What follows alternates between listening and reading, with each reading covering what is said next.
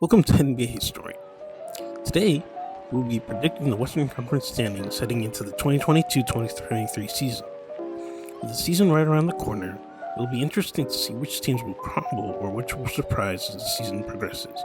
With that said, I'll be beginning my rankings at the bottom of the conference. Number 15, I have the San Antonio Spurs. Just looking at the roster, it seems as if there's not as much talent. There's only Calvin Johnson, and they traded DeJounte Murray, so we kind of see where they're going. It seems like they're trying to begin the year, and not much talent on that team will make noise. At number 14, I have the Jazz. Early on, they might be solid, but they'll be trading away their veteran pieces so that they can also tank as the year goes on. At number 13, I have the Houston Rockets, which are a fun team, but they're a bit too young and a bit undisciplined to make noise yet in the West. A few years down the line, I could definitely see them making noise. And at this point, I think their best option is just to tank, and I think that's what they're going with so far. So I'm glad that they're doing that. At number 12, I have the OKC Thunder. Shea will just get a few wins by himself. He's a great player.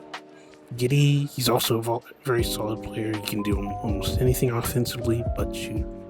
Losing Chet is a big loss, but it leaves them with a chance to take for another year. At number 11, I have the Sacramento Kings. They're a very solid roster, but the West is a bit too deep. And the Fox-Sabonis pairing was solid, but I think it'll be interesting to see going forward, or how long that pairing will be over the years.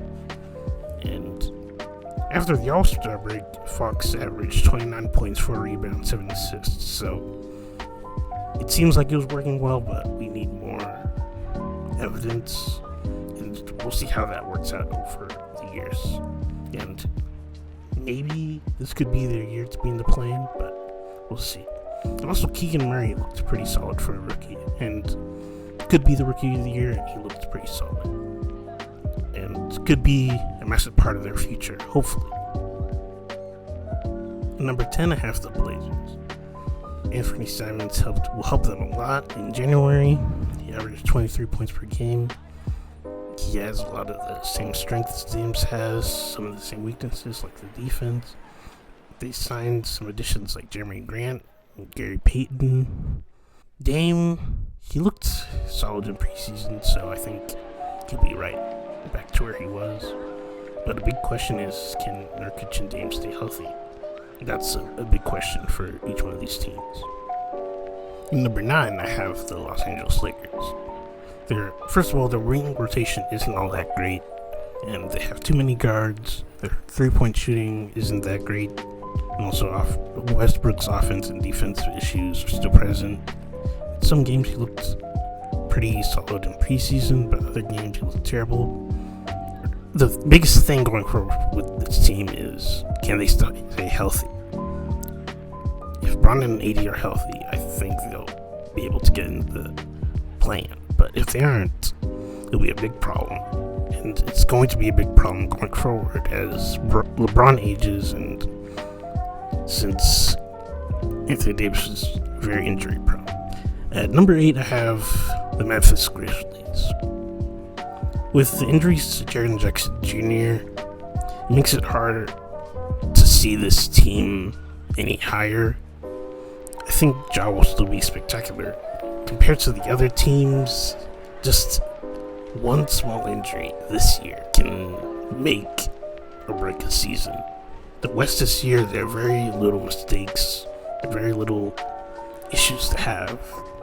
So I think it'll be a problem as they go on throughout the year.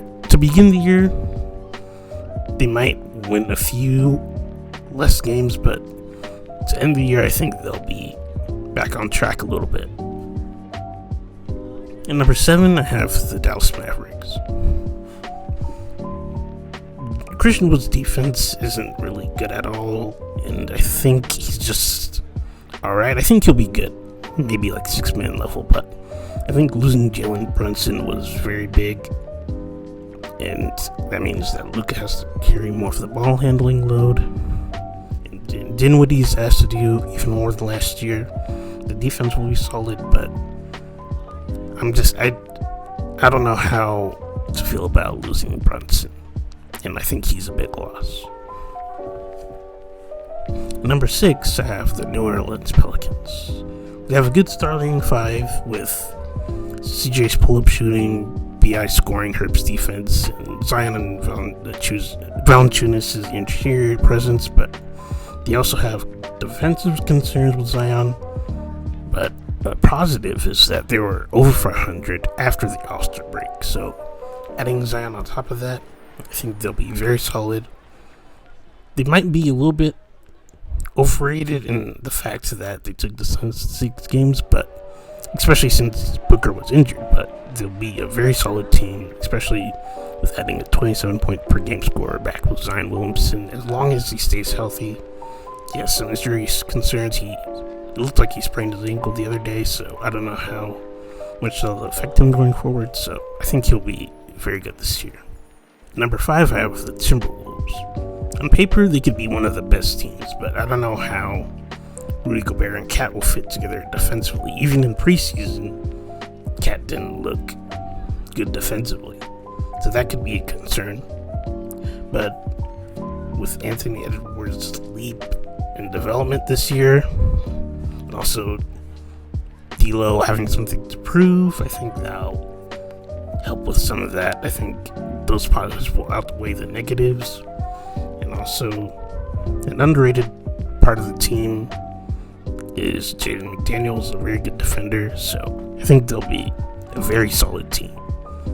They could be even better in the years to come as Anthony Edwards develops. Number 4, I have the Phoenix Suns. They have very good starter play with Cam Johnson starting. That means more threes and a smoother offense. And they still have many of the same pieces of the 6-2-4-1 team. But the question is, how much will they fall out, especially with chemistry issues and after a rough offseason with the owner and Jay Crowder wanting to leave. And also, they have questionable bench play. But I'll give them the benefit of the doubt, even though they had a very bad ending to their playoffs. But I think that some of their issues can be fixed with what they get back for Jay Crowder. If they get an underwhelming return, they could be a little bit low on the standings. But I think they're being a little bit underrated, but it makes sense.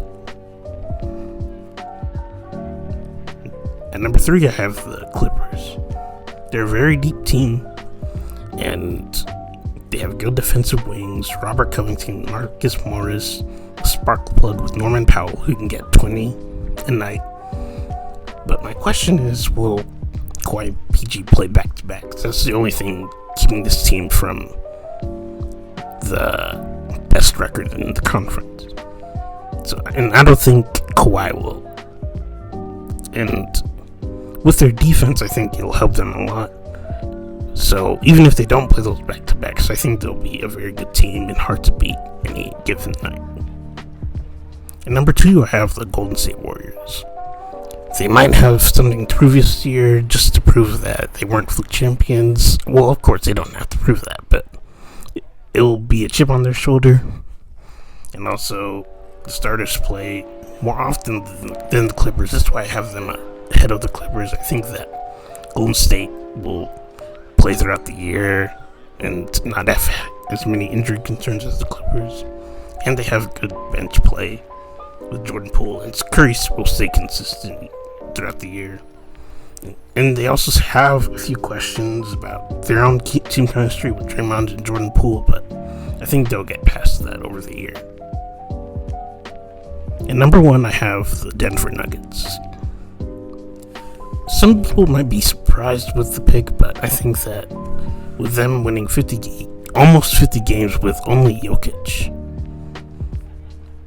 no Michael Porter Jr., no Jamal Murray, with them back, and also they have a better supporting cast, and also how well that Jokic and Jamal Murray two-man game worked in the playoffs a few years ago. I think that they'll be a very solid team. Again, they also have a few issues with playing back-to-backs with some of their injured players like Jamal and Michael Porter Jr., but they'll be a very solid team otherwise as long as Jokic plays, so they'll be the best team in the conference by the time the playoffs roll around. Do you agree with my rankings? If so, leave a comment below and remember to subscribe.